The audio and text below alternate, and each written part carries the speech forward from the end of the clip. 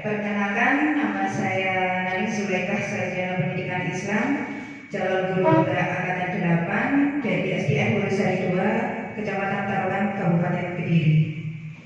Bagaimana kabarnya? Sehat? Sehat. Alhamdulillah. Baik, Bapak Ibu guru hebat. Sebelum kita mulai, mari kita baca basmalah bersama-sama. Semoga kegiatan kita pada pagi mau siang ya hari ini bisa berjalan dengan lancar dan memberikan manfaat barokah kepada kita semuanya. Amin. Bismillahirrahmanirrahim. Terima kasih. Tadi sudah mulai jam berapa tadi? Jam 8 ya. Jam 8 pasti lelah. Nah, untuk bisa dilanjut tak? Untuk memaksimalkan energi panjenengan bisa kita ikuti ice breaking sekejap mawon nggih. Semangat? Semangat. Di sini ada enggak jargonnya, maksudnya misalkan insan Qur'ani, atau bagaimana, ada enggak? Belum ada? Belum ada ya. Nanti tugasnya Ustazah Nina untuk membuatnya ya.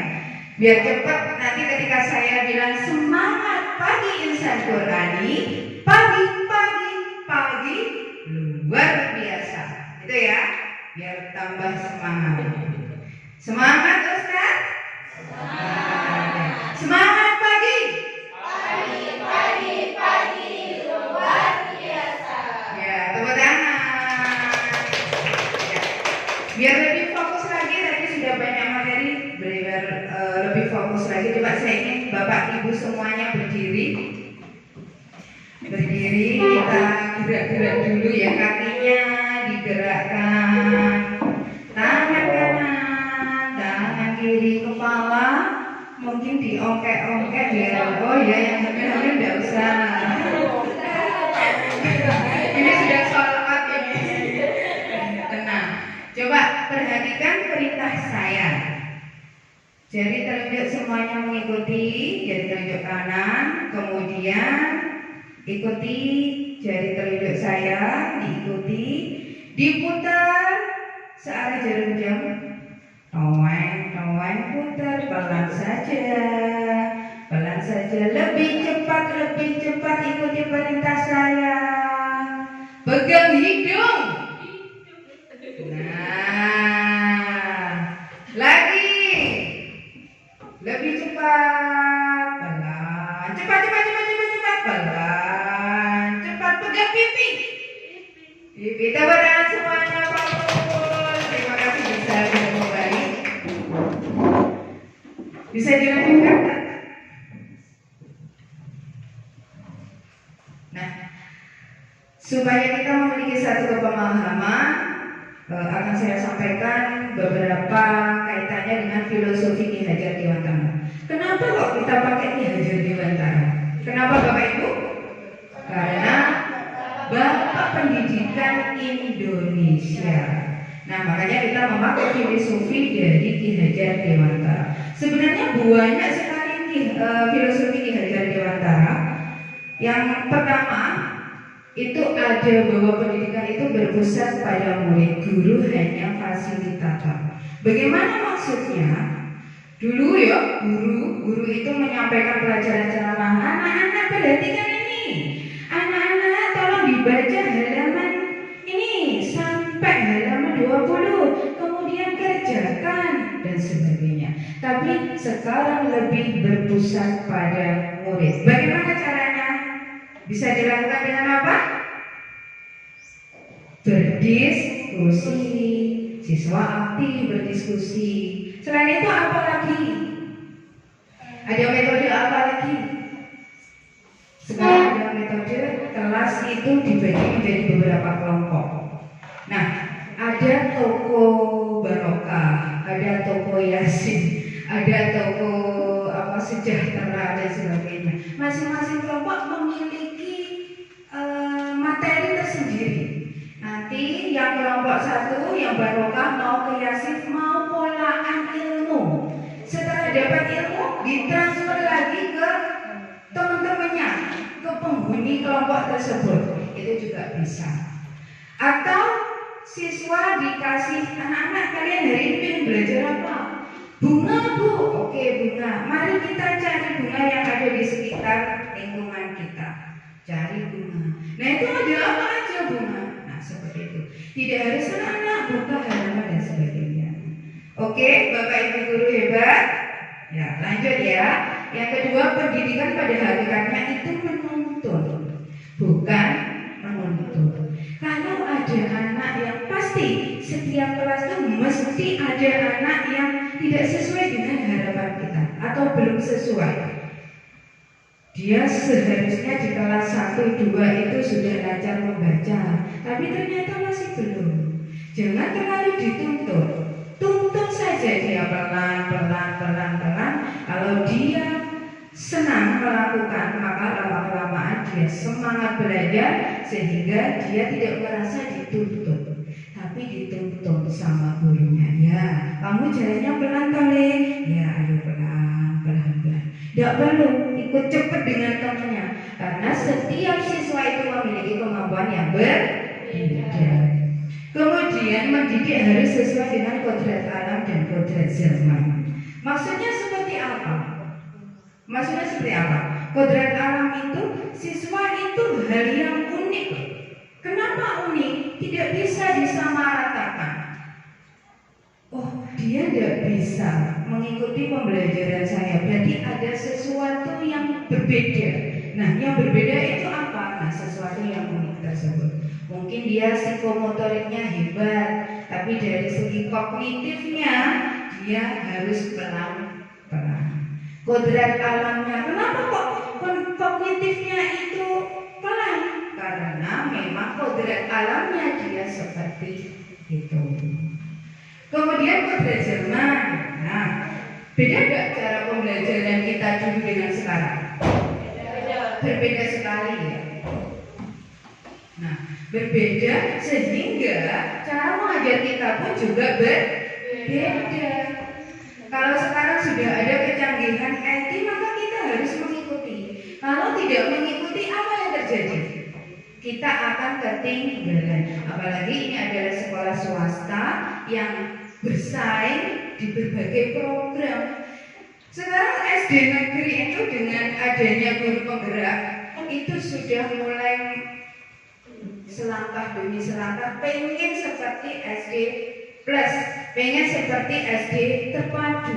Kenapa? Lama-kelamaan kalau dia tidak mengikuti, siswanya habis.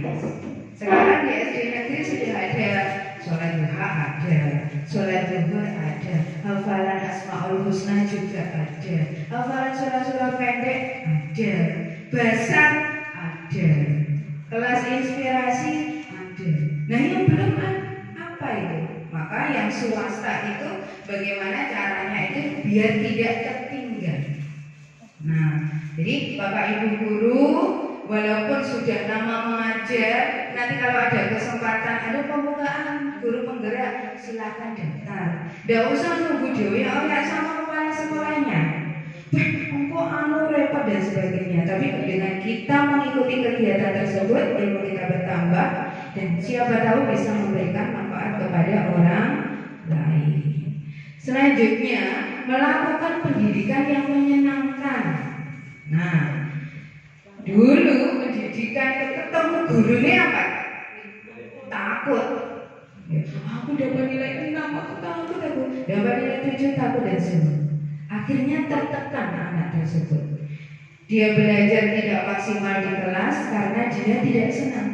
Tetapi ketika anak-anak belajar, apalagi belajarnya sambil bermain ya, bukan bermain kayak anak TK, ayo membentuk lingkaran dan sebagainya.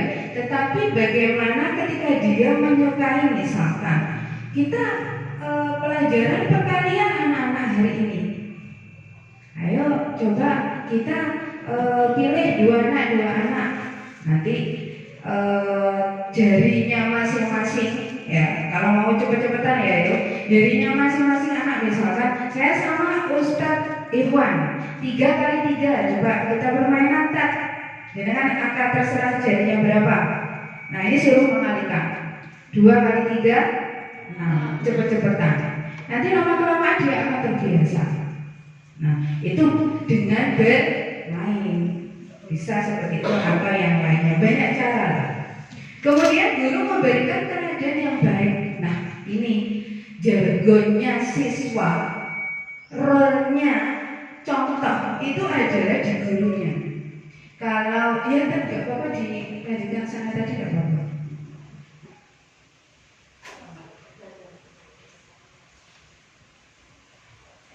Ada iklan lewat. Ya, terima kasih. Nah, kalau gurunya saja telat, terlambat, siswa itu pasti menilai. Nah, jadinya kita suruh masuk jam 7, gurunya itu setengah 8 baru datang, jam 8 baru datang. Terus ada siswa yang lain berkata, enggak, itu mungkin gurunya repot, mungkin izin. Oh ya izin. Ternyata besoknya gitu lagi. Akhirnya dijadikan jargon, oh itu gurunya terlambat, aku kenapa terlambat kok dihukum gurunya ya. Nah, ada semacam seperti itu. Itu kalau dari segi terlambat. Dari segi ucapan, gurunya ucapannya kasar, anak mendengar, lama-kelamaan dia, oh itu berarti sesuatu yang biasa ya, wong ustadznya gitu, wong guru ini seperti itu, berarti tidak apa-apa. Akhirnya lama-kelamaan dia akan mengikuti, merasa bahwa itu benar. Jadi seorang guru, kita harus patut berbangga menjadi seorang guru. Mau belok ke kiri itu langsung berpikir, saya guru, nanti dicontoh sama anak didik saya. Nah, akhirnya jadi amal kebaikan untuk kita. Kemudian tujuan pendidikan. Tujuan pendidikan itu sebenarnya adalah pengen mencapai keselamatan. Selamat dari apa? Termasuk kita membekali anak dengan berbagai ilmu pengetahuan, ilmu agama, supaya mereka apa? Selamat hidup di dunia. Kalau di Islam itu, kalau apalagi SD plus seperti ini, hidup di dunia dan di akhirat itu harus selamat dan bahagia. Nah, siswa supaya bahagia menjadi apa? Menjadi manusia, kemudian juga menjadi anggota masyarakat. Pada akhirnya nanti siswa kan gak mungkin sekolah terus. Setelah SD, SMP, SMA, kuliah, setelah itu kan ya dia menjadi anggota masyarakat. Bagaimana supaya dia ketika menjadi anggota masyarakat, dia hidupnya itu bahagia. Jangan pengen gak bahagia? Makanya kita sebagai pendidik itu kalau mengajar anak atau mengajar anak didik, berusaha yang terbaik. Kenapa? Karena masa depan bangsa kita itu tergantung sama generasi kita. Selanjutnya,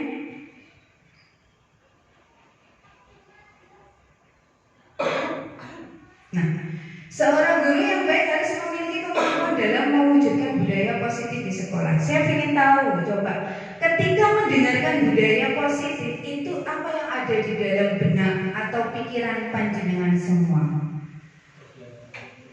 Kegiatan rutin yang mengacu positif. Coba ada lagi, pembiasaan apa? Baik, pembiasaan yang baik, pembiasaan rutin, apalagi teladan yang baik, disiplin. Ada lagi mungkin? Nah, yang berkutik dengan sesuatu aturan atau apa namanya? Ada aturan, ada kesepakatan, ada keyakinan.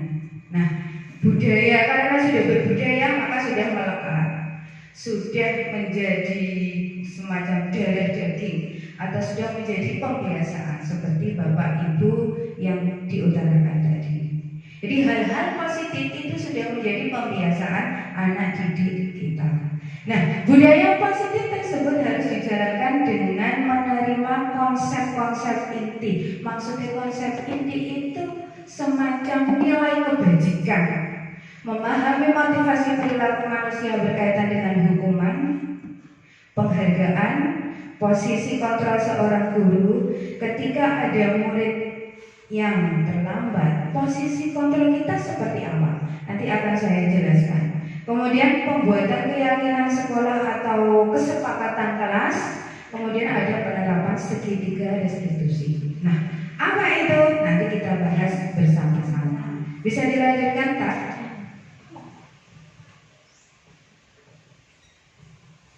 Nah, disiplin positif itu adalah suatu cara penerapan disiplin yang mengajarkan supaya anak tersebut itu bisa bertanggung jawab dan menumbuhkan kesadaran diri berdasarkan nilai-nilai kebajikan. Nilai kebajikan itu kan banyak ya, banyak sekali nilai kebaikan.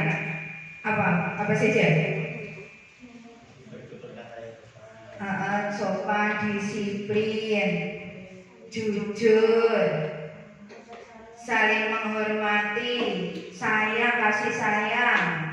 Ada lagi? Apa? Berbagi, peduli, banyak sekali. Ya. Kemudian disiplin diri dapat membuat murid memahami dan menyadari berdasarkan motivasi internal atau motivasi yang ada dalam diri, bukan motivasi lain. Cah, kamu kalau dapat ranking 1 tak kasih hadiah ini. Nah, itu berarti motivasi apa? Eksternal, di luar. Tapi bagaimana kita menumbuhkan motivasi yang ada dalam diri anak tersebut? Bu, tapi merasa tidak apa-apa, itu bertahap. Ya. Selanjutnya, apalagi yang TK ya, dulu TK itu ketika ada satu siswa dapat piala, kemudian satu kelas itu ada 20, maka yang 19 itu menangis gitu ya. Itu malah mematahkan semangat mereka. Jadi kalau di Al-Azhar dulu, kalau misalkan ada kejuaraan harus ada piala 20 ya, soalnya sudah jelas menangis. Lanjut, tujuan disiplin positif adalah menanamkan motivasi pada murid kita untuk menjadi orang yang mereka inginkan. Itu berasal dari kesadaran diri, bukan karena penghargaan atau karena hukuman atau takut. Lanjutnya,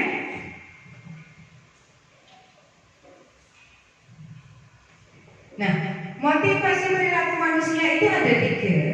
Yang pertama adalah untuk menghindari ketidaknyamanan atau karena dihukum.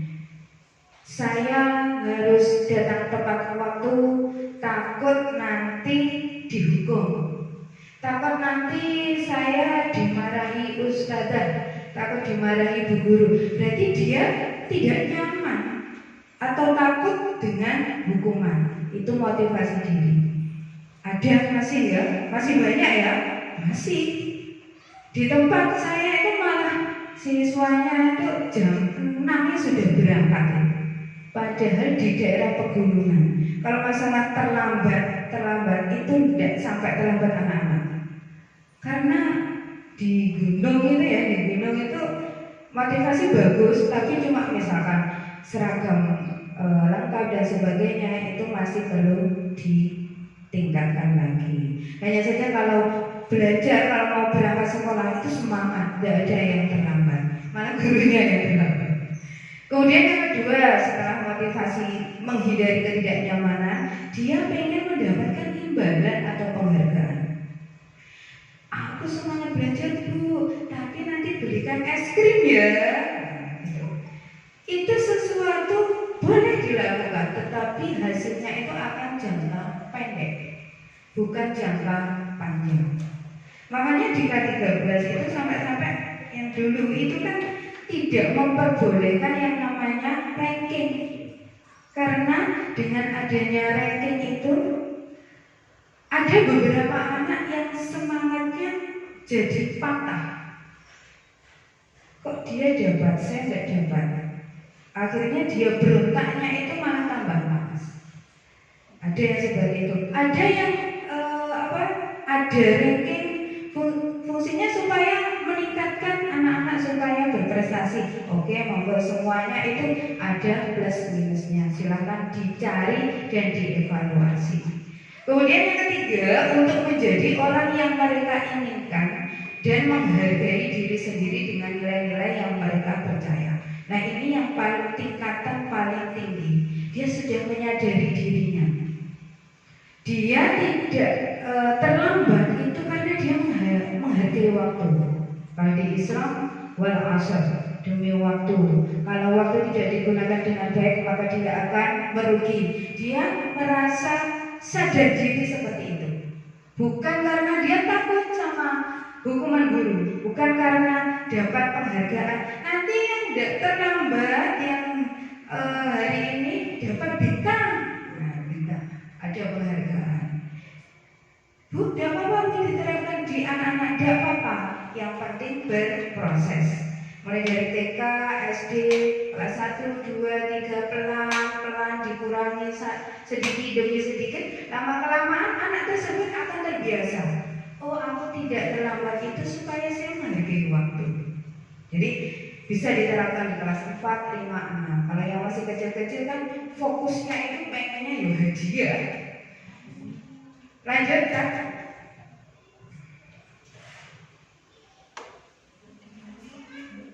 Gurunya juga hadiah ya.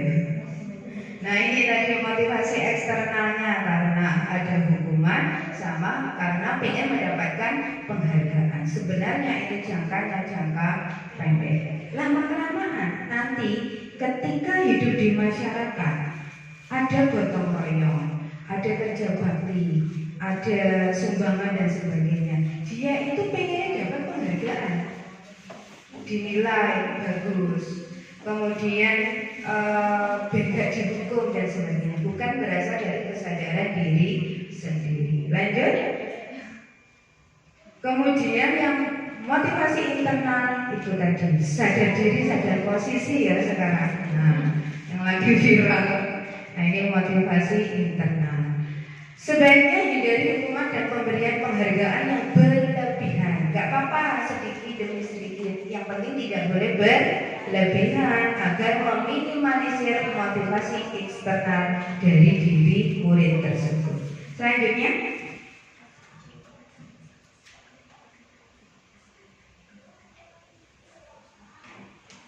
nah sekarang bisa diputarkan video. Itu ada video inspiratif tak?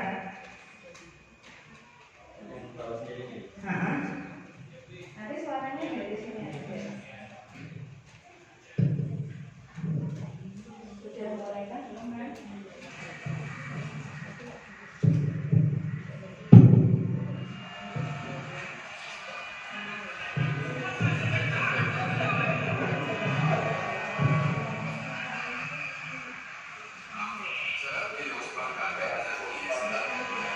Ada kemacetan, ini ada siswa yang pengen tahu sebenarnya macetnya itu karena apa. Nah, ini ada siswa yang pengen tahu, dia berjalan ke depan pengen lihat kenapa macet. Yang lain pada cuek, dia pengen tahu. Ini malah perdana menterinya atau pemimpin di kota tersebut malah ya mengatasi. Akhirnya hujan, semuanya pada lari. Semuanya lari, tidak mau menyelesaikan masalahnya. Berangkat dari kesadaran diri dia pengen menyelesaikan masalah. Walaupun dia mampu, dia adalah seorang anak kecil, tidak mungkin memindahkan pohon tersebut. Dibantu teman-temannya dengan rasa suka, rasa senang. Akhirnya ada yang menggerakkan.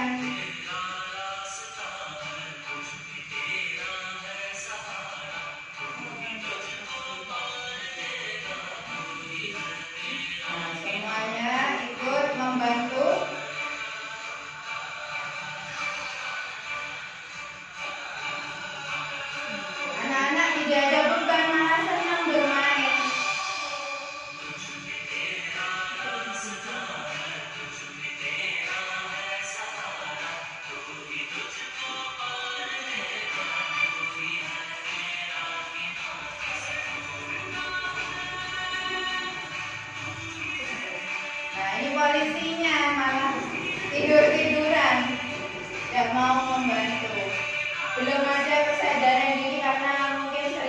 mendapatkan ranking, dapat hadiah.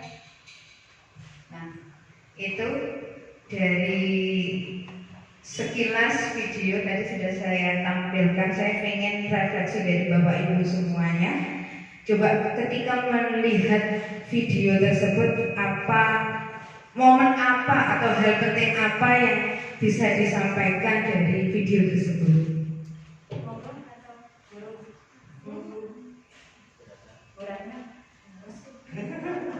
Itu ada anak kecil.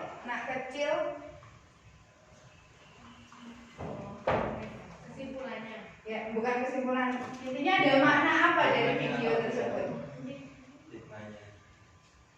Mungkin yang lain bisa membantu.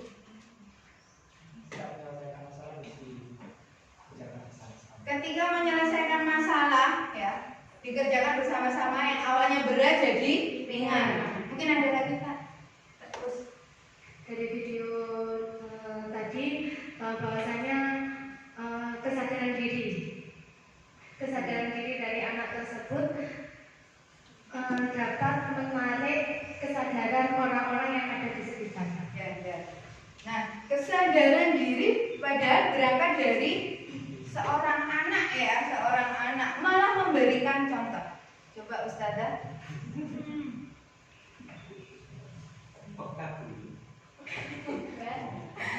Peka. Ini kayak tadi Ustaz Udin nyari kabel ya. Kita duduk di sini. Kayak tadi itu. Iya, dari cuplikan tadi ya, kita bisa mengambil kesimpulan atau makna bahwa dari seorang anak kecil yang biasanya kita menganggap remeh ya, karena cuma anak-anak, ternyata dari mereka kita bisa belajar rasa kepedulian terhadap sesama. Jadi menimbulkan kepekaan dari orang-orang di sekitarnya sehingga mau membantu, saling menolong, meringankan beban sehingga bisa memecahkan permasalahan yang dihadapi bersama-sama. Ya, terima kasih. Terima kasih. Mungkin ada yang mau menyampaikan lagi? Kepala kabin itu. Kepala apa? Oh iya, kepala kabin. Bu Vita. Bukan. Terima kasih. Sudah diwakili dari Ustaz-Ustazah tadi ya. Nah, bahwa pembelajaran kita kan kalau di kelas itu namanya proses belajar mengajar, bukan proses mengajar saja. Bagaimana kita belajar dari siswa tersebut, mereka juga belajar dari kita. Ada timbal balik, simbiosis, mutualisme. Jadi ada semacam saling memberikan kemanfaatan. Dari video tersebut, jadi seperti ini, ya. Ketika ada anak kecil ya, apalagi masih TK, itu kan kadang atau kelas 1, 2, kan kita mesti yang namanya pikiran, lelah itu kan pasti menempel dalam diri kita. Ketika lelah apa? Marah. Kok nggak greget ya? Ayo disamu dan sebagainya. Diam dan sebagainya. Gitu. Jadi kita bisa belajar dari mereka, belajar untuk lebih bersabar. Apalagi ini ya, murid-muridnya yang SMP itu sudah mulai keingin tahuannya itu berlebih, overload. Akhirnya ya kita bagaimana memberikan bekal kepada mereka penanaman karakter yang baik. Nah itu kemudian ketika suatu masalah yang besar itu bisa diselesaikan dengan sangat ringan kalau dikerjakan secara bersama-sama. Ya, sekarang dapat siswa berapa Ustaz? 19. Kalau dilihat dari kurvanya dulu berapa Ustaz? 25. Nah, ini mengalami penurunan. Ini masalah Ustazah Rina saja atau masalahnya jenengan semua? Semua. Maka itu memecahkan bersama-sama. Harus introspeksi diri. Seperti yang saya sampaikan tadi, ini sekolah negeri sudah mulai berbenah. Walaupun saya di negeri ya, tapi saya juga punya pengalaman di swasta. Saya tahu SD negeri mulai berbenah dengan adanya program guru penggerak, dengan adanya PMM, ya kita belajar mandiri melalui HP. Nah itu sudah mulai tertata. Jadi kalau kita tidak mengikuti, yang swasta tetap stagnan dengan program-program yang dulu-dulu itu, maka dia akan tertinggal. Sekarang sudah banyak, malah guru agama Islam di negeri itu suruh bekerja sama dengan TPQ. Harus memastikan murid tersebut TPQ. Kalau tidak TPQ, guru agamanya wajib memberikan jam tambahan. Sama tidak dengan SD plus panjenengan? Sama. Loh, mulai sama. Jadi jangan harus cari titik poin supaya tidak sama dan bisa menarik warga masyarakat yang lainnya. Pokoknya di SD negeri itu gratis. Ya. Nah itu makanya kita berpikir, dan masalah tersebut bukan masalah jenengan saja Ustazah Nina. Guru-guru diajak evaluasi, diajak refleksi bersama-sama terkait dengan memecahkan masalah tersebut. Mungkin perlu ada yang dibenahi, entah cara mengajarnya, entah penampilan gurunya, programnya, biayanya dan sebagainya. Itu perlu dievaluasi. Kalau TK naik turun? Nah, tahun ini naik, alhamdulillah. Tahun kemarin ini 29 TKA. Yang KB naik. Tahun kemarin awal masuk kan kalau KB itu biasanya tengah-tengah. ya. Kemarin awal masuk itu 7, Ya. ini awal masuk 11. 11 sudah naik, walaupun sempat turun. Itu karena sekarang banyak yang intinya pemerintah itu juga nggak mau kalah dengan yang namanya SD plus. Oh, masa dulu di SD plus kabeh gitu ya? Wong anak kita sekolah di SD plus gitu. Yang orang-orang yang struktural itu anaknya juga malah sekolahnya di SD plus. Nah ternyata dicari kelemahannya, ada program guru penggerak dan saya mengikuti program tersebut. Saya lihat memang pengen memposisikan di atas SD plus. Jadi jangan harus siap-siap. Nanti kalau sudah, ya kan kalau guru penggerak itu rencananya bukan pengen jadi kepala sekolah atau pengawas, tidak. Ya itu hal yang nomor kesekian kali. Tapi sebenarnya adalah bagaimana kita upgrade ilmu, karena ilmu itu terus berkembang. Selanjutnya kan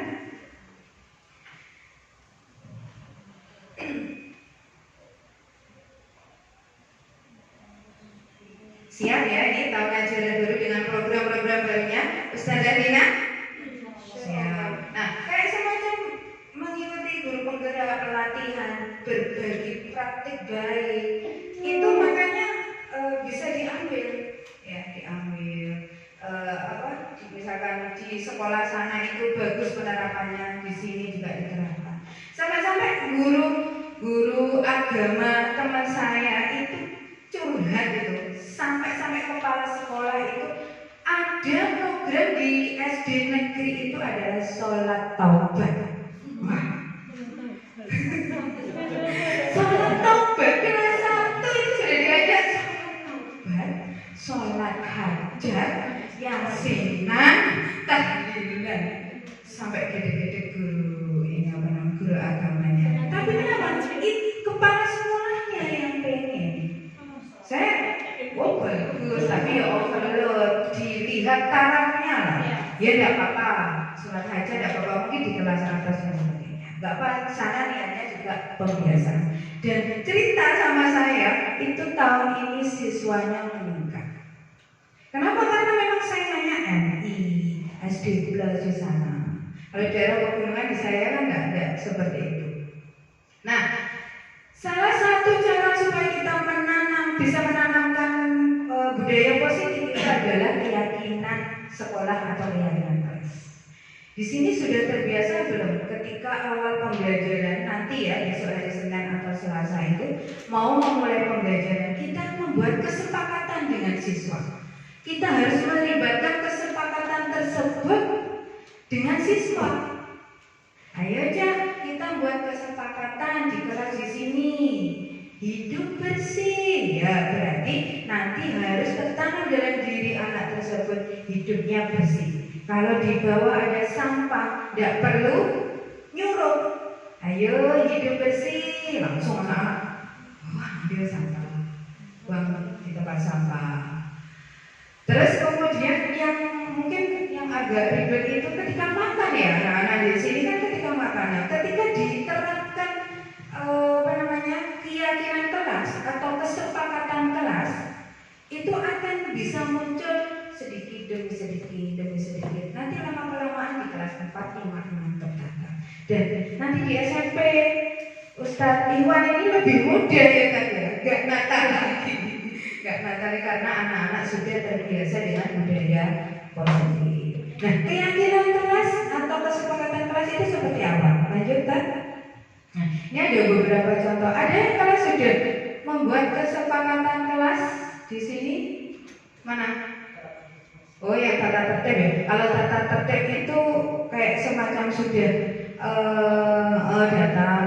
Tapi kalau keyakinan itu lebih sifatnya nilai-nilai kebajikan kayak tadi. Bukan buang sampah di tempat sampah atau jangan membuang sampah sembarangan. Itu kan biasa. Tapi nilai keyakinannya kita harus hidup bersih, hidup sehat. Nah, hidup sehat nih bagaimana? Kalau mau makan cuci tangan dulu. Anak-anak kan seperti itu. Jadi nilai poinnya itu lebih sifatnya adalah umum atau nilai-nilai kebajikan. Contohnya ini ada beberapa yang saya ambil dari Google. Guru berperan dalam mewujudkan terbentuknya keyakinan sekolah kelas dengan adanya kesepakatan antara guru dan murid. Jadi harus sepakat, kita ajak sepakat dulu. Ya, anak-anak ini kita ke depan 1 tahun ke depan mau mulai pembelajaran, ayo kita buat kesepakatan. 5S, salam, senyum. Nah, itu gak apa-apa dibuat kesepakatan. Senyum, jangan cemberut aja. Contoh lain ini hasil keyakinan kelas diputar aja. Klik aja kan, nggak usah ini, nggak apa-apa. Klik di sini, kliknya. Klik lagi kan. Contohnya bertanggung jawab terhadap tiket, jujur. Nah, jadi tidak usah dan tidak boleh menggunakan kata-kata negatif. Tidak boleh berbohong, jangan membuang sampah, tidak boleh gitu. Jadi kata-katanya positif. Bersikap tenang saat pelajaran berlangsung. Bermacam-macam, silakan nanti membuat kesepakatan kelas. Bersikap sopan dan menghormati guru, saling tolong menolong, hidup rukun. Nah, ini bentuknya seperti ini. Kemarin kita kan sudah belajar Canva. Nah, itu bisa dipraktikkan atau membuat semacam seperti ini juga bisa. Tapi, ya monggo. Tapi kita harus dimulai dari keyakinan kelas. Siap, Bapak Ibu guru? Siap? Nah, awalnya mesti bersih. Jangan seperti itu. Diisi apa isinya? Ya tadi membuat keyakinan kelas atau kesepakatan kelas. Jadwal pelajaran sudah ditentukan dari sekolah, jadwal piket dan sebagainya. Lanjut. Nah, ini contoh keyakinan kelas lagi. Setiap anggota kelas harus senang belajar, senang. Kayak enak sih cemberut. Nanti kalau ada yang cemberut, Mas Andi, kenapa kok cemberut? Ayo ingat dengan kesepakatan kita belajar dalam suasana yang senang, akhirnya senyum. Gitu. Kemudian merasa aman, selalu bersikap positif dan sebagainya. Nanti siswa diajak berpikir, kamu pengen kelas yang nyaman itu gimana Cak di sini? Nah, nanti dibuat kesepakatan dengan anak didik. Siap Bapak Ibu? Siap. Kalau saya guru agama itu kan dia mengikuti guru kelas gitu. Ya. Lanjut.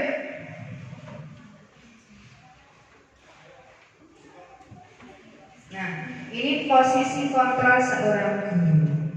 Jadi posisi kita sebagai guru itu bermacam-macam. Pengen jadi penghukum, pengen menjadi pemantau, enak sing nilainya jelek atau berperilaku jelek dipantau. Jadi tulis di jurnal ya. Hari ini Zaka berbohong, menendang teman dan sebagainya, dicatat. Itu pemantau. Jadi nanti kalau dia berbuat kesalahan, ketika dia mengingatkan, dia punya data. Tanggal ini, apalagi kemarin ada jurnal harian, isinya seperti itu. Kemudian teman ini posisi kontrol sebagai teman itu bercanda dengan siswa. Ya. Kemudian sebagai pembuat merasa bersalah. Kalau ada siswa yang salah, itu yang merasa biar dia merasa bersalah. Mas, Mbak, kalau di sini manggilnya Mas atau Mbak enggak ada? Oh ya, Mas Mbak ya. Mas Mbak, kamu kok terlambat? Kamu enggak kasihan sama Ustazah. Nanti Ustazah ditegur sama Ustazah Rina bagaimana? Terus nanti Ustazah Rina marah-marah ke Ustazah bagaimana? Kasihan kan sama saya itu. Ya, memposisikan siswa, oh ya Bu, aku musak nih guruku itu. Akhirnya dia merasa bersalah. Nah yang di puncaknya itu sebagai manajer. Manajer itu bagaimana? Nanti bisa dilihat dari video yang saya tampilkan. Lanjutkan.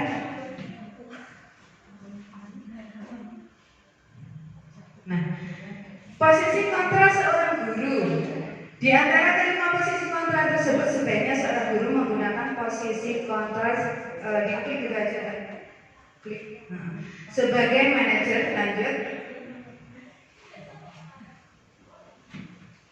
Nah, posisi kontrol guru sebagai manajer itu seperti apa? Guru berbuat sesuatu bersama siswa. Kalau ada siswa yang salah dipanggil. Jangan diusahakan ya, boleh tapi diusahakan. Diusahakan jangan sampai berhadapan. Apalagi kita kan masih anak didik SD dirangkul. Bagaimana? Tadi kenapa kok nangis? Tadi kenapa kok nendang kakinya Mas Zaka? Tadi kenapa piringnya kok dilempar, kenapa dan sebagainya. Jadi diajak ngobrol dan diajak mencari solusi bersama-sama. Mempersilahkan murid mempertanggungjawabkan perilakunya. Kenapa tadi ditendang? Cerita dia gini. Oh seperti itu. Nah terus dia itu kakinya Mas Ahmad itu berdarah bagaimana?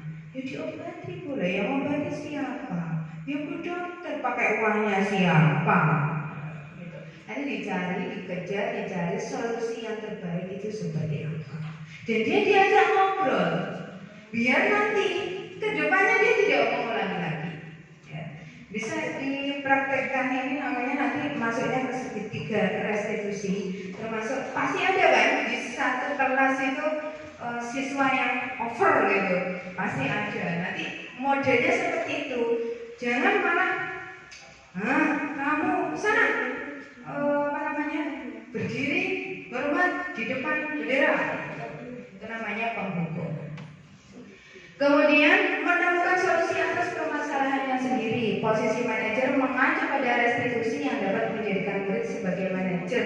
Jadi dia bisa memanage, mengatur yang ada dalam dirinya sendiri sehingga tercipta identitas positif atau berhasil pada diri murid. Lanjut. Nah, saya putarkan video. Bentar. Sini tak share.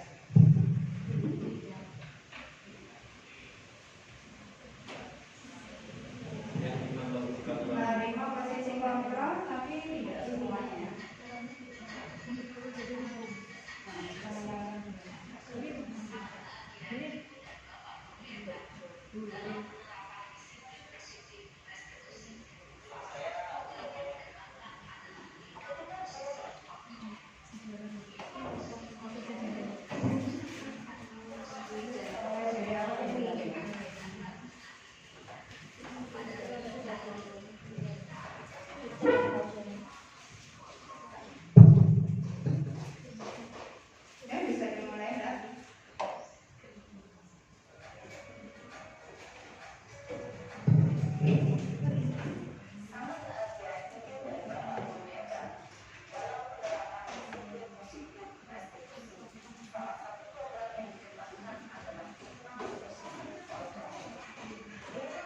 Saya ulangi tak? Dari awal. Biar sama. Ya? Ya.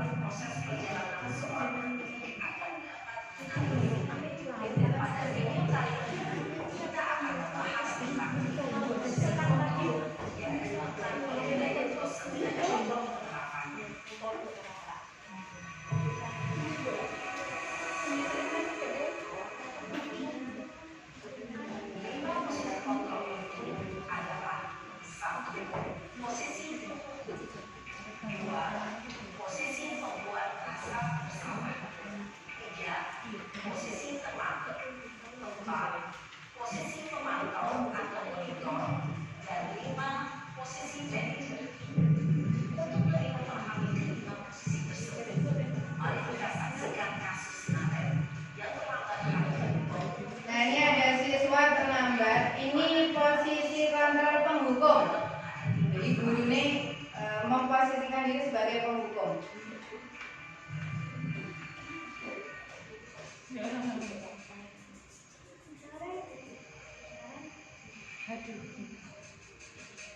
Gurunya langsung marah.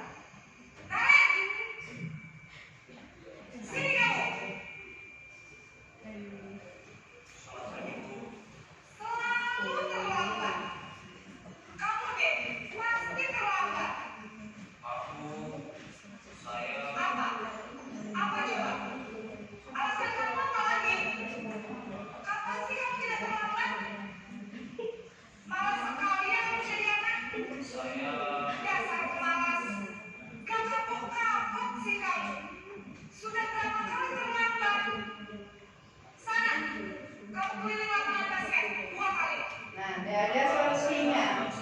Dihukum. Kenapa? Kamu melawan ibu? Berani-beraninya jawab.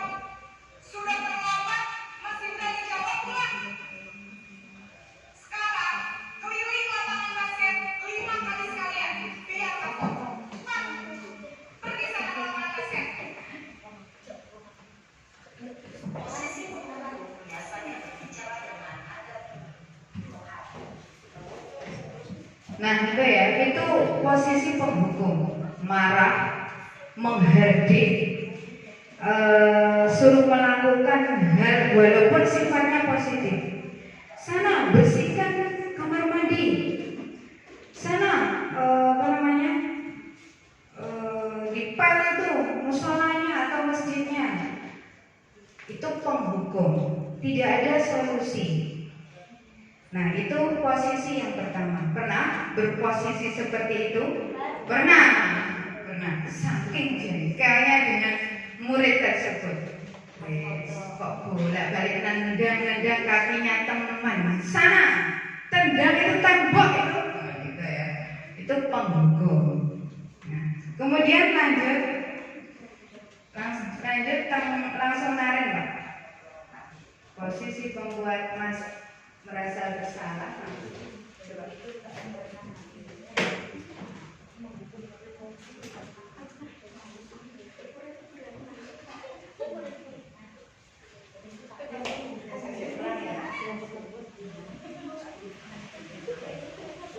Ya, bisa.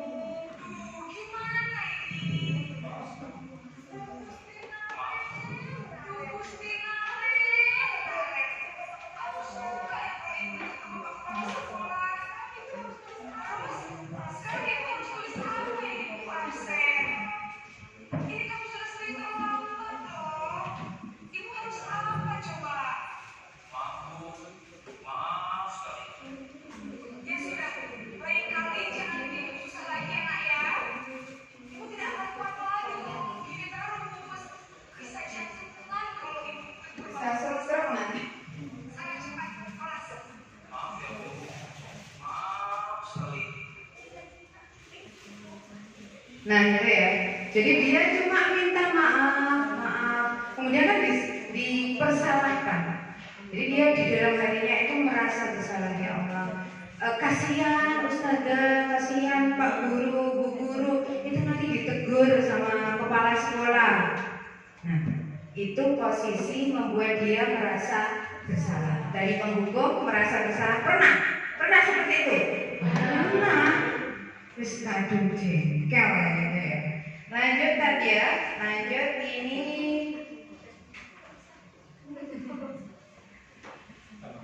posisi teman. Sudah ya, 1, 2, 3.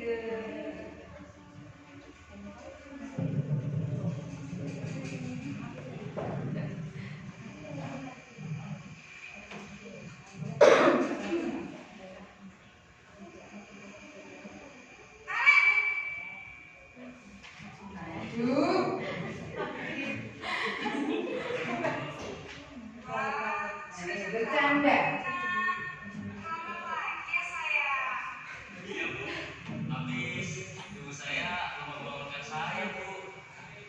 Kamu malah menyalahkan ibu kamu. Kamu bukannya anak yang paling kencang. Kok terlambat sih? Minggir. Saya memang lambat bangun tadi, jadi biarpun saya lagi kencang, tetap gak kekejar, Bu. Ya sudah sana, nanti lain kali larinya lebih kencang lagi ya.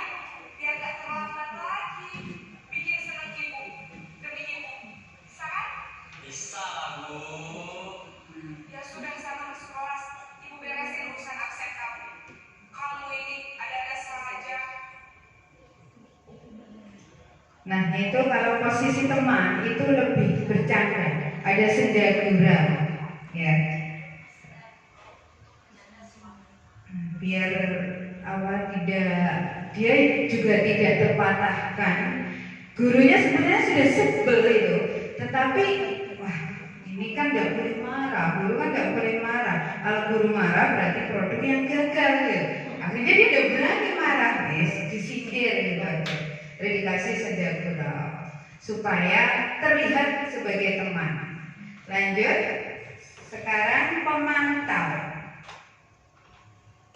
Tapi ini tadi kan tetap ada solusi. Bentar Pak.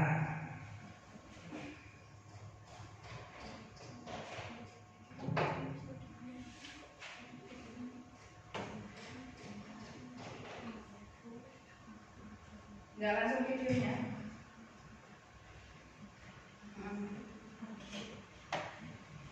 Ya.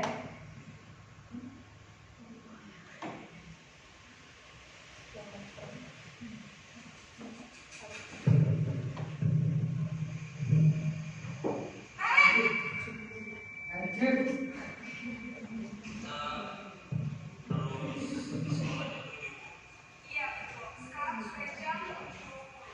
Kalian sudah tahu konsekuensinya jika terlambat hadir. Saya harus tinggal kelas, langsung jam istirahat selama 20 menit. Iya benar. Konsekuensinya begitu ya. Jadi nanti jam 9.30 istirahat. Kamu harus tinggal di kelas. Kerjakan tugas tambahan untuk ketinggalan kamu ya.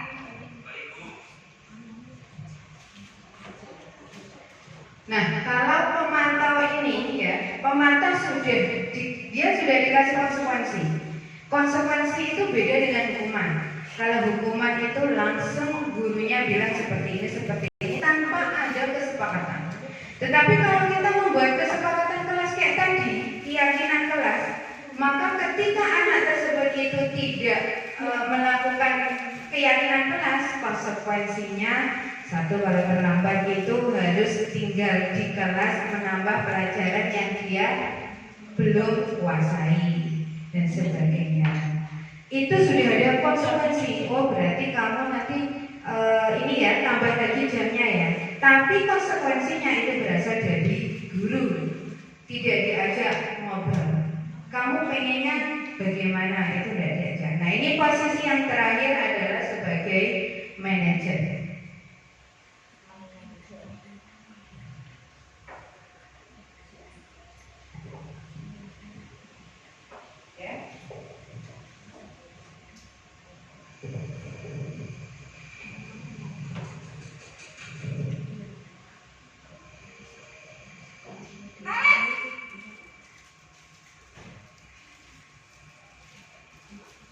pagi Bu.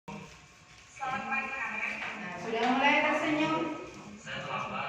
Iya, sekolah masuknya jam 7, sekarang sudah jam 7.20. Jadi sekarang bagaimana nih, Karen? Maaf Bu, saya lupa salah saya semalam. Baiklah, menurut kamu, keyakinan sekolah yang mana yang kamu tingkatkan? Menghargai diri sendiri dan orang lain mungkin ya Bu. Setuju. Jadi, apakah Karen meyakini prinsip saling menghormati tersebut? Iya Bu, saya meyakininya. Apakah Karen bersedia memperbaiki masalah keterlambatan ini? Bersedia Bu. Bagaimana kamu akan memperbaiki masalah keterlambatan ini? Nah, ini ditawarkan. Bagaimana cara mengatasinya? Saya akan coba untuk tidak lupa menyetel alarm saya. Baik, kalau Karen mau mengenal alarm di rumah, ada orang yang kira-kira bisa bantu mengingatkan tidak? Ada Bu, kakak saya, Kak Emma. Ada lagi selain Kak Emma? Selain Kak Emma, ada ibu saya. Baik, jadi yang mengingatkan Karen adalah Kak Emma dan ibu kamu ya. Kira-kira akan mulai sekolah kapan nih Karen? Setelah pulang sekolah, akan segera saya lakukan.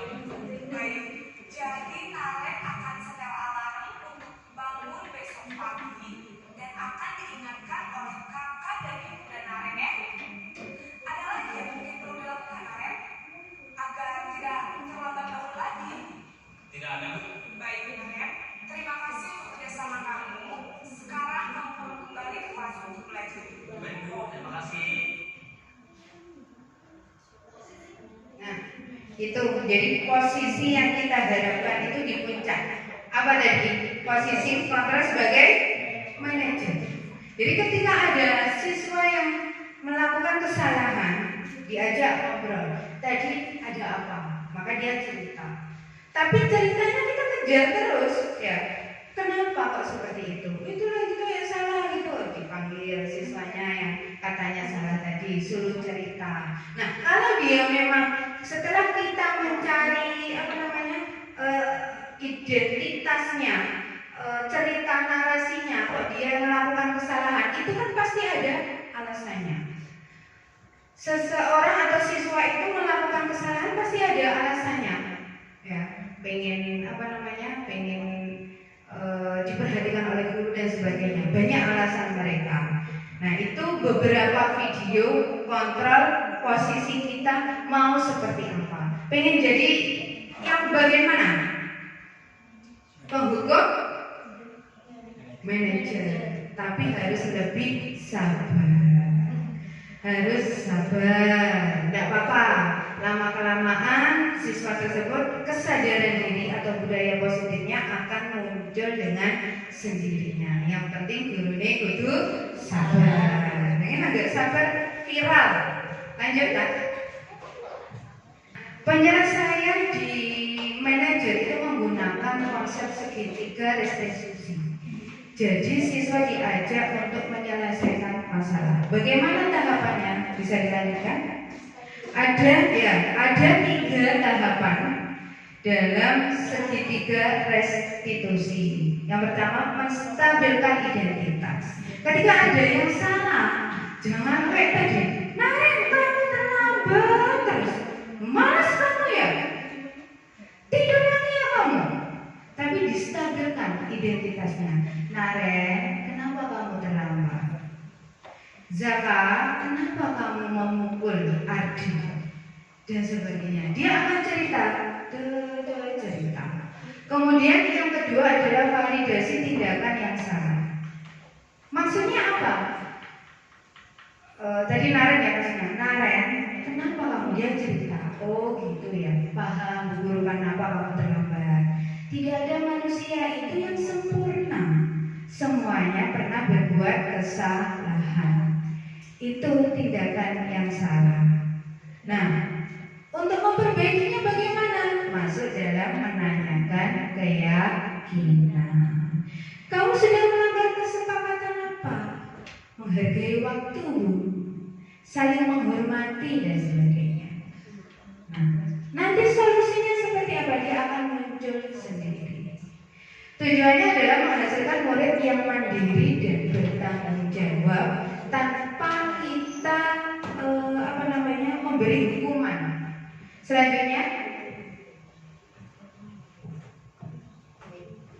nah ini segitiga restitusi. Yang pertama, menstabilkan identitas. Ketika ada anak yang marah, ketika ada siswa yang menangis, distabilkan dulu identitasnya. Enak omong, foto, cerita dan cerita, saya dengarkan. Nanti dia akan yang awalnya emosi, marah, dia menjadi luluh. Ya. Kemudian yang kedua, validasi tindakan yang salah. Oh gitu, benar, itu salah karena kamu menyakiti orang lain, karena kamu tidak menghargai waktu. Nah, kemudian yang ketiga adalah menanyakan keyakinan. Keyakinan apa yang kamu lakukan? Tidak menghargai waktu, Bu. Nah, itu ya. Lanjut, jadi dia bisa menyadari kesalahannya. Nah, sekarang saya minta dengan menganalisis kasus ini. Nanti kan ada 3 tahap. Itu posisi yang pertama menstabilkan identitas itu yang bagian mana? Monggo bisa dibaca terlebih dahulu. Sudah selesai ya? Sudah. Nah, tadi ada 3 tahap segitiga restitusi. Apa tadi yang pertama? Menstabilkan identitas. Kemudian yang kedua, validasi tindakan yang salah. Kemudian yang ketiga, menanyakan keyakinan. Nah, mungkin ada yang bisa berpendapat. Coba yang pertama, menstabilkan identitas. Siapa? Ustazah? Ya, monggo. Pakai mic. Saya bentar, pelan. Ya. Terima kasih untuk waktunya mencoba menjawab. Yang pertama itu menstabilkan identitas. Itu terletak di tindakan Ibu Suti yang berupaya menenangkan keduanya. Kemudian menanyakan apa permasalahan yang sedang terjadi. Ya. Ada yang berpendapat lain atau itu sudah cukup, sudah mewakili? Sudah ya? Ya, sudah menstabilkan dan akhirnya dia mau bercerita sebenarnya ada masalah apa. Kemudian yang kedua, tadi apa? Validasi tindakan yang salah. Ada yang bisa menyampaikan?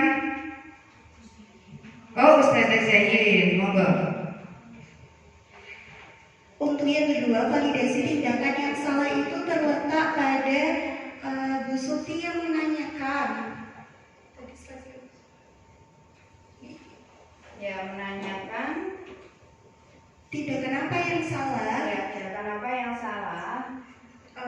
Ketika Dino sedang bertengkar dengan temannya. Ya. Nah, di situ Dia Dino mengangguk dan bersedia memperbaiki kesalahan. Ya. Cukup atau ada tambahan? Jadi validasi yang salah tadi bertanya, Bu Suti bertanya tindakan kesalahannya apa? Ternyata dia membenarkan bahwa dia tadi apa? Bertengkar karena emosi ya. Nah, yang terakhir keyakinan. Ada yang bisa menyampaikan? Monggo, Ustazah Pipit. Keyakinan kelas yang tadi yaitu kan apa itu Dino ditanya oleh Bu Suti apakah perbuatannya itu salah, kemudian Dino meyakini bahwa perbuatannya itu salah dan Bu Suti mencari solusi atas permasalahannya tadi dengan cara diajari tentang cara itu tadi kan kancingnya baju itu kan lepas ya, dia sih jahit itu Ya. Jadi Bu Suti bertanya kepada siapa namanya Dino, yang bisa diperbaiki apa coba? Ternyata dia memperbaiki kancing baju. Lah kancing bajunya aku udah bisa jahit, Bu. Apa yang disampaikan Bu Suti? Minta tolong Pak. Ya, bisa minta tolong sama Pak Irfan sebagai guru tata busana. Jadi menggali pemikiran dari siswa tersebut untuk bisa bertanggung jawab menyelesaikan masalah. Sampai sini analisis kasus ada yang ditanyakan? Ya, tepuk tangan untuk kita semuanya. Terima kasih Bapak Guru hebat. Terima kasih Bapak Ibu Guru. Sampai sini yang bisa bisa saya sampaikan, saya ingin tahu kepastian atau langkah panjenengan ke depan ketika kita sudah belajar tentang budaya positif. Ada yang bisa menyampaikan, saya Bu, nanti ketika tahun ajaran baru masuk saya akan seperti ini. Ada 3 orang yang bisa menyampaikan refleksi kita setelah kita belajar bersama tentang budaya positif. Ustadz Ikhwan, apa yang bisa disampaikan? Assalamualaikum, terima kasih atas waktunya. Mungkin kedepannya untuk tahun ajaran baru kita mulai melaksanakan yang tadi keyakinan dan beberapa refleksi yang ada di materi hari ini. Terima kasih. Ini ada penyampaian dari Ustadz Iwan. Nanti buat keyakinan kelas, kesepakatan kelas, siswa dilibatkan dan budaya-budaya positif itu bisa ditingkatkan lagi. Mungkin ada yang bisa ingin menyampaikan lagi. Monggo satu dari Ustadzah Rina. Terima kasih atas waktunya. Dari pembelajaran yang sudah kita dapatkan hari ini, alhamdulillah untuk materi yang disampaikan oleh Bu Nani sangat menggerakkan hati kami bersama semuanya, yaitu dengan poin bergerak dan menggerakkan. Jadi kita semakin memiliki motivasi yang sangat besar, dan kemudian berharap untuk di tahun ajaran baru kita bisa lebih baik lagi, lebih meningkatkan lagi potensi-potensi yang ada di sekolah kita, baik itu dari pendidik dan juga dari anak didik kita, supaya kedepannya kita bisa membangun budaya lebih positif lagi di lingkungan sekolah kita. Terima kasih. Terima kasih. Bagaimana Bapak Ibu? Siap? Siap menghadapi tahun ajaran baru? Siap. Apakah masih ada perasaan liburannya sudah selesai? Libur telah usai. Nah, dengan kegiatan seperti ini kita bisa termotivasi. Segera Senin. Nanti saya ketemu dengan anak-anak, saya ingin menerapkan seperti ini supaya ilmu kita bisa bermanfaat. Terima kasih. Demikian yang bisa saya sampaikan. Mohon maaf atas semua kekhilafan. Ingat bahwa perubahan itu berasal dari diri kita sendiri. Tidak perlu menunggu orang lain. Tidak perlu menunggu kepala sekolah atau ketua yayasan atau siapapun menyuruh kita untuk upgrade ilmu. Ya, terima kasih. Demikian. Wallahu muwaffiq ila aqwamit thoriq. Wassalamualaikum warahmatullahi wabarakatuh. Waalaikumsalam warahmatullahi wabarakatuh. Ya, terima kasih. Semangat Bapak Ibu. Terima kasih.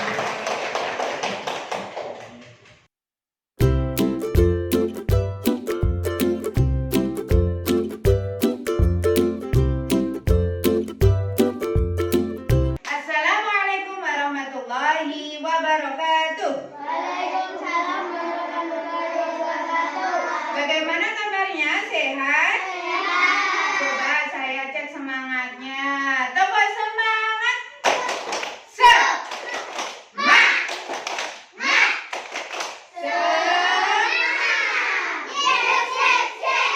Oke, terima kasih. Bagaimana hari ini, masih semangat toh? Masih. Nah, sekarang kita mulai pembelajaran hari ini dengan bacaan basmalah bersama-sama. Bismillahirrahmanirrahim. Bagaimana liburannya kemarin? Menyenangkan? Menyenangkan, alhamdulillah. Nah, sekarang kita sudah mulai pembelajaran masuk tahun ajaran baru. Kalian sudah siap belajar? Sudah. Kalau gitu, sebelum kita mulai pembelajaran, kita harus membuat yang namanya peraturan yang ada di dalam kelas.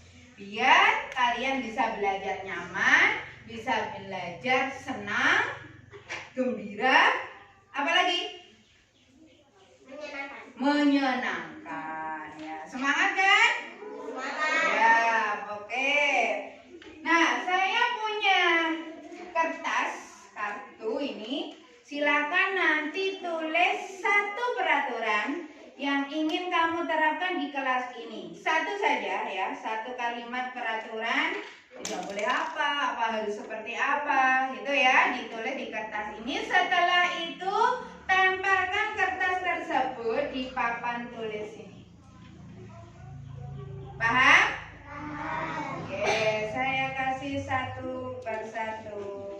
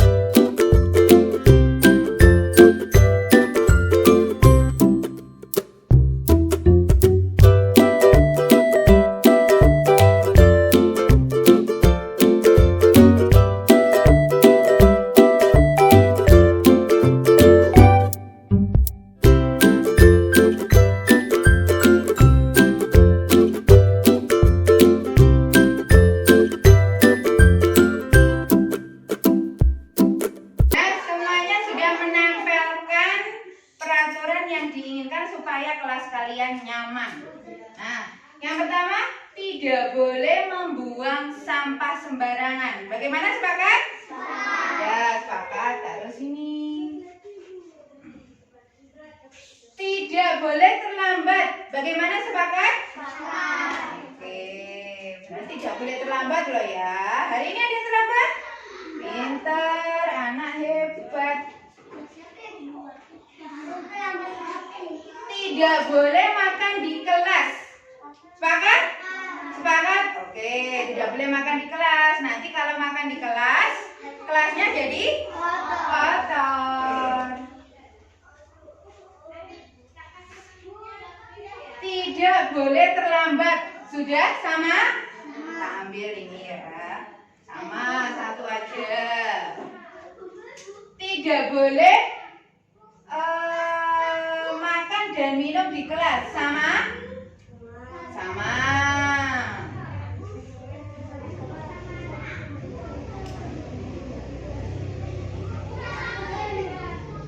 Ini mendengarkan penjelasan guru. Sepakat? Sepakat. Oh, jatuh. Aduh. Hah? Paket apa? Tidak boleh makan di kelas. Sama?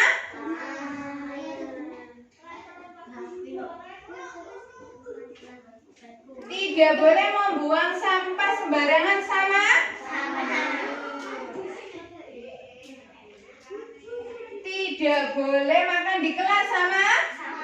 Tidak boleh buang sampah sembarangan. Sudah ada? Tidak boleh makan di kelas. Sudah? Tidak boleh membuang sampah sembarangan. Sudah? Sudah. Nah, ini ada 4. Ya. Apalagi? Berarti nomor 5. Apalagi yang pengen ditambahkan kelasnya? Berdoa sebelum berdoa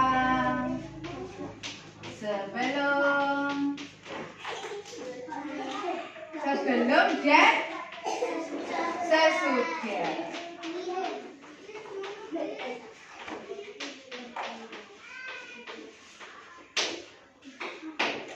Ada lagi? Ada lagi? Ayo 10. Ini masih kurang 5. Ayo. Tidak boleh ramai.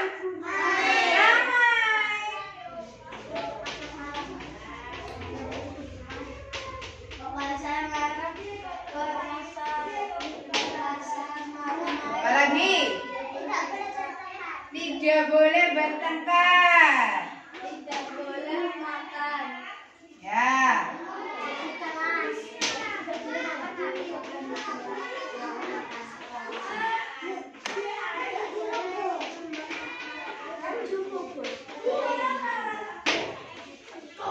Biasanya yang sering itu pinjam. Mas, agak ke sini, Mas.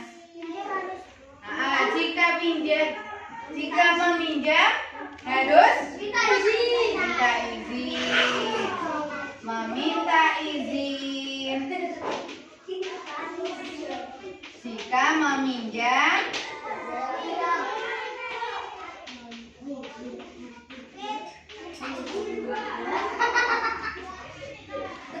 apalagi?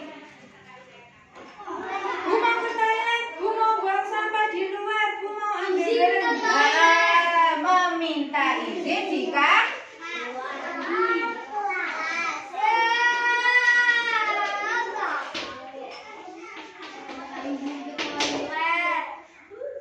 keluar kelas.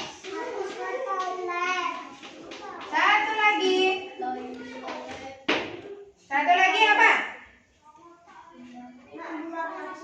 Sudah, tidak boleh buang sampah sembarangan tadi sudah. Tidak boleh mengotori sama tadi. Tidak boleh ramai. Tidak boleh. Jika ada tugas bagaimana? Nah, berarti harus dikerjakan tepat waktu. Tugasnya hari ini mengumpulkannya seminggu lagi. Iya. Berarti apa? Mengerjakan tugas tepat waktu.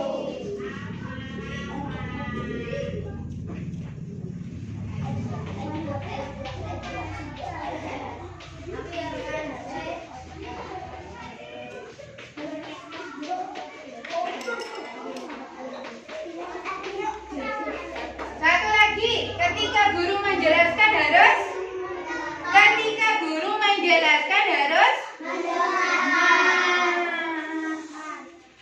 mendengarkan penjelasan guru.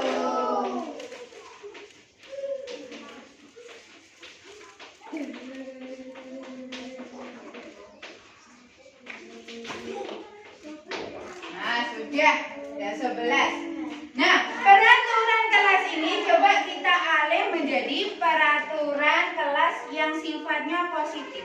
Kata tidak diganti dengan kata yang positif. Tadi yang pertama, tidak boleh membuang sampah sembarangan. Berarti harus menjaga kebersihan.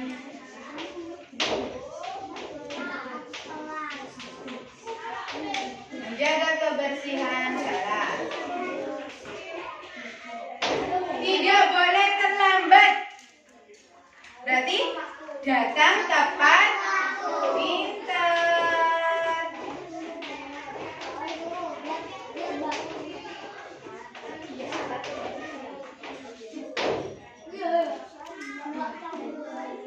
Selanjutnya, tidak boleh makan di kelas. Tidak boleh makan di kelas berarti apa? Makan di luar kelas. Ya, saya nggak apa-apa.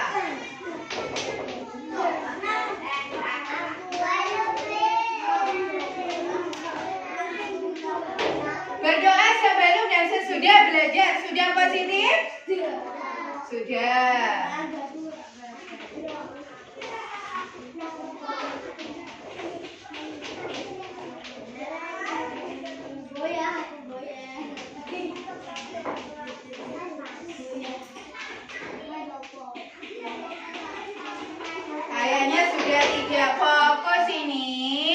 Kayaknya sudah tidak fokus ini.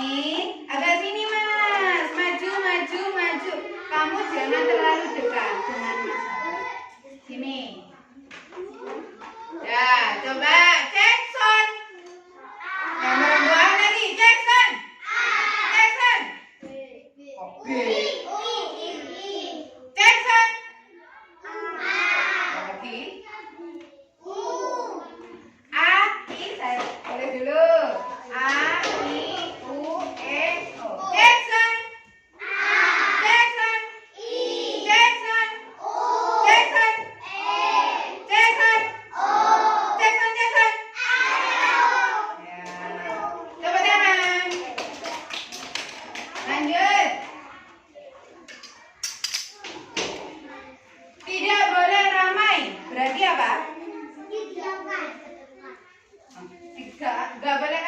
tidak boleh ramai. Memperhatikan guru. Atau fokus belajar.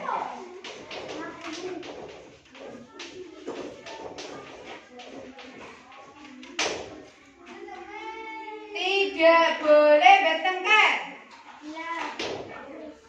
Tidak boleh bertengkar. Apa? Akrab. Lagi?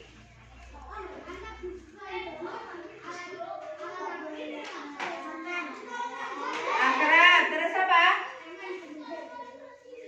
Saling menyayangi.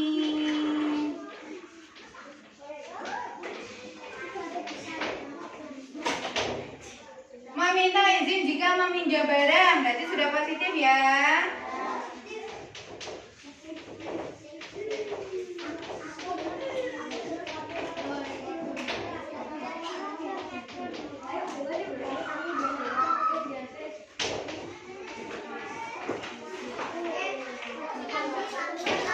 Sudah tidak fokus lagi. Tambah 1, tambah 2. Nah, ketika tidak ada kata tepuk, tidak perlu tepuk.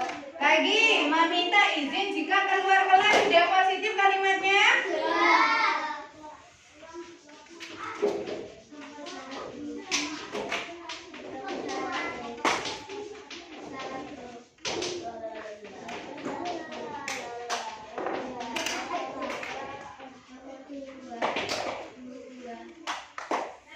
Mengerjakan tugas tepat waktu, sudah positif ya.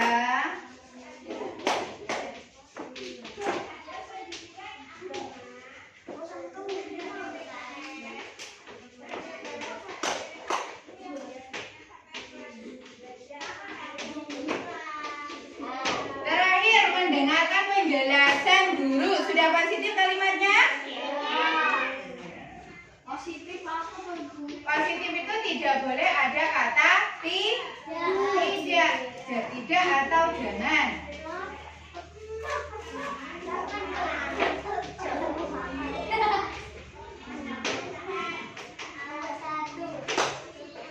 Nah, setelah kita buat peraturan kelas yang positif, maka kita lanjutkan dengan yang namanya keyakinan kelas. Keyakinan apa artinya? Keyakinan? Percaya. Harus dipercayai. Berarti nak yakin kepada adanya Allah, berarti dilakukan dengan sholat, berdoa, melakukan perbuatan baik. Kalau kita yakin dengan keyakinan kelas yang ada, berarti harus dilaksanakan. Nah, coba menjaga kebersihan kelas, berarti keyakinan kelasnya bahwa kelas itu harus bersih. Berarti kita harus hidup bersih. Karena kebersihan pangkal dari kesehatan. Harus menjaga kebersihan. Yang dua, datang tepat waktu, berarti apa itu? Disiplin.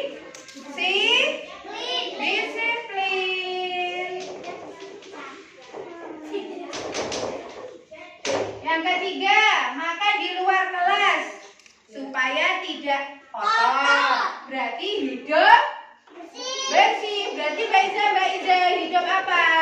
Hidup bersih. Fokus ya, fokus. Tambah 1, tambah 2, 1. Pintar, tepuk tangan. Fokus semuanya. Kemudian lanjut berdoa sebelum dan sesudah belajar. Berarti itu ungkapan rasa syukur kepada siapa? Rasa syukur kepada Allah.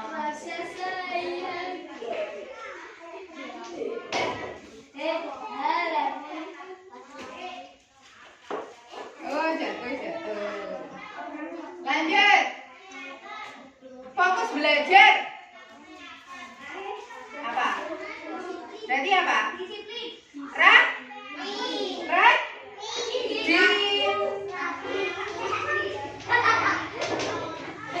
Saling menyayangi.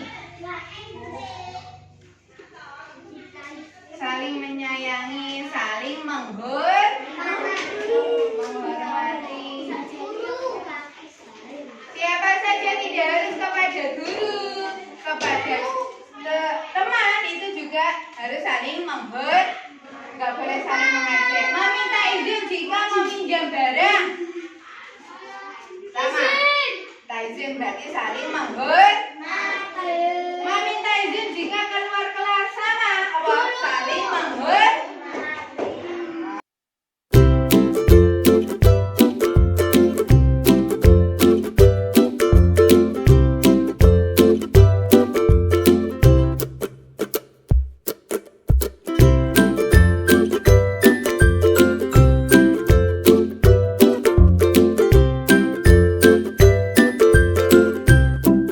Anak-anak, kita sudah selesai membuat peraturan kelas dan keyakinan kelas. Nah, karena itu adalah kesepakatan kita bersama, maka nanti yang keyakinan kelas tolong dikasih cap jempol tangan kanan. Mana cap jempol tangan kanannya?